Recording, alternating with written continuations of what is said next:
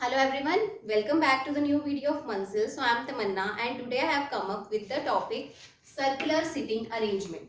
So let's start with our question. क्या दिया हुआ है हमें क्वेश्चन में J, P, Q, R, S, T and U and V are four married couples sitting in a circle facing the centre. देखो कभी भी circular arrangement बनाना होता है तो सबसे पहले हमने क्या देखना होता है कि हमें क्वेश्चन में पर्संस कितने दिए हुए हैं, नंबर ऑफ पर्संस कितने हैं। हमें क्वेश्चन में कितने नंबर ऑफ पर्संस दिए हुए हैं, 8 पर्संस दिए हुए हैं। तो सबसे पहले मैं क्या करूंगी, एक सर्कल ड्रॉ कर लूंगी और यहाँ पे 8 पर्संस बना दूंगी, 4, 5, 6, 7 एंड 8।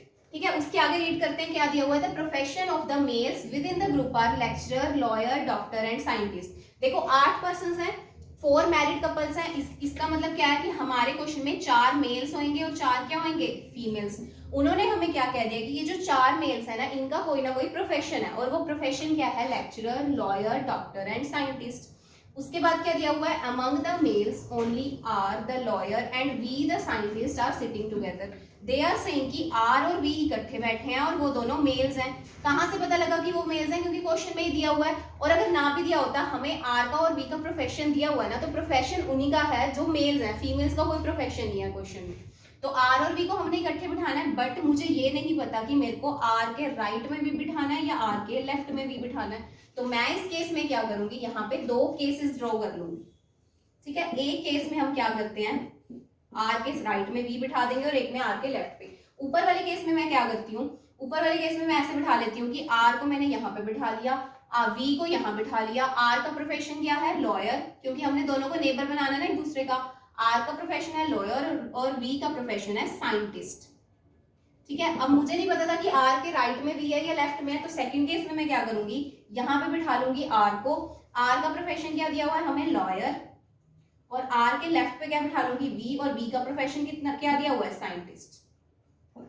नेक्स्ट ये लाइन हमने ड्रॉ कर ली। बस अब यहाँ तक हमने सारी पजल रीड कर लिया। हमें ऊपर वाले डेटा को दोबारा रीड करने की कोई जरूरत नहीं है।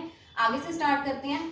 Each man is seated besides his wife. उन्होंने हमें एक और बात बता दी कि जो भी मैन है ना, वो अपनी वाइफ के साथ बैठे हैं। यानी कि अगर वी यहाँ पे साइंटिस्ट है तो उसके राइट पे क्या आएगी, उसकी वाइफ आएगी, that is a lady. V एक मेल है, आर भी एक मेल है, यहाँ पे एक लेडी आएगी, और आर के इस साइड क्या आएगी, उसकी वाइफ आएगी, यानी कि एक लेडी आएगी। अगर मैं यहाँ पे देखूं, आर के राइट साइड पे एक लेडी आएगी जो कि उसकी वाइफ होगी, और वी के लेफ्ट साइड पे भी एक लेडी आएगी जो कि उसकी वाइफ होगी।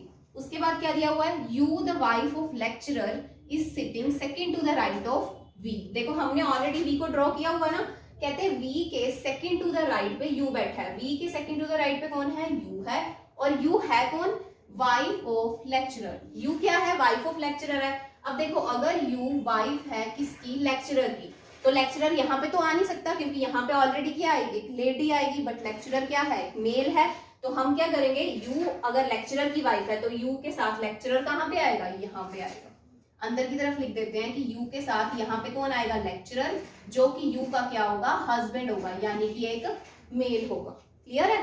अब अगर मैं नीचे आके देखूं तो हमें क्या दिया हुआ था कि वी के सेकंड टू द राइट पे मैंने यू बिठाना है, और यू किसकी वाइफ है, लेक्चरर की। अगर मैं यहाँ पे देखूं, वी के सेकंड टू द राइट पे यू यहाँ पे आ जाएगा, ठीक है। बट उन्होंने बोला कि यू किसकी वाइफ है, लेक्चरर की। बट यहाँ पे मैंने जस्ट अभी आपको बताया था कि यहाँ पे कौन सी लेडी बैठेगी, जो कि लॉयर की वाइफ होगी, लॉयर्स वाइफ। यही बताया था ना, क्योंकि हर मैन के साथ उसकी वाइफ बैठ रही है। बट यहाँ पे तो हमें क्वेश्चन में क्या दे दिया कि यू लेक्चरर की वाइफ है। यहाँ पे लेक्चरर की वाइफ कैसे बैठ सकती है, क्योंकि यहाँ पे तो लॉयर की वाइफ आएगी। कंडीशन सेटिस्फाई नहीं हुई यहाँ पे, इसलिए ये केस क्या हो गया हमारा, कैंसिल। अगर मैं यहाँ पे यू बिठा भी देती हूँ तो वो लेक्चरर की वाइफ बन ही नहीं सकती, और वी के सेकंड टू द राइट पे यू आएगा भी यहाँ पे, इसलिए ये केस हमारा कैंसिल हो गया। अब हम आगे की पजल किस पे ड्रॉ करेंगे, सिर्फ इस पे ड्रॉ करेंगे। इस केस की अब कोई जरूरत नहीं है, इसे हम क्या कर देंगे, इरेज कर देंगे, या कॉपी में कर रहे हो तो क्रॉस लगा दिया करो, जो भी केस कट जाता है। चलो आगे देखते हैं, हम कहां तक रीड कर लिया था हमने पजल को, यहाँ तक। उसके बाद क्या है, T is seated between U and V. कहते हैं यू और वी के बीच में कौन बैठा है, टी बैठा है। और टी, अब हमें पता लग गया कि टी कौन है, साइंटिस्ट की वाइफ है, टी इज साइंटिस्ट वाइफ। उसके बाद क्या दिया हुआ है, P is the wife of doctor. कहते जो पी है वो डॉक्टर की वाइफ है। अब ध्यान से देखो, हमें पता है ना कि हमने 3 प्रोफेशंस ऑलरेडी लिख ली हैं, चौथा प्रोफेशन क्या लिखना है, हमने डॉक्टर लिखना है। ध्यान से देखो, हम डॉक्टर कहाँ सेट कर सकते हैं, यहाँ पे लेक्चरर आ गया, उसकी वाइफ आ गई। अब आगे हम देखते हैं, अगर मैं डॉक्टर को यहाँ पे बिठाऊंगी, तो अगर मान लो मैंने डॉक्टर को यहाँ बिठा दिया, बट हमें क्वेश्चन में एक लाइन दी हुई थी कि मेल्स में सिर्फ 2 ही males, only R and V ही इकट्ठे बैठने चाहिए। अगर मैं डॉक्टर को यहाँ बिठा दूंगी, ये दोनों मेल्स हो जाएंगे, यहाँ पे तो कंडीशन वायलेट हो जाएगी, क्योंकि सिर्फ 2 मेल इकट्ठे बैठने चाहिए थे, जो कि आर और वी थे। ये 2 मेल्स इकट्ठे नहीं बैठ सकते, क्योंकि उन्होंने यहाँ पे ओनली वर्ड लगा दिया।